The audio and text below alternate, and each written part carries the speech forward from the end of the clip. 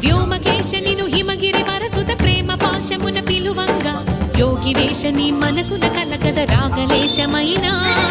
హే మహేశని భయద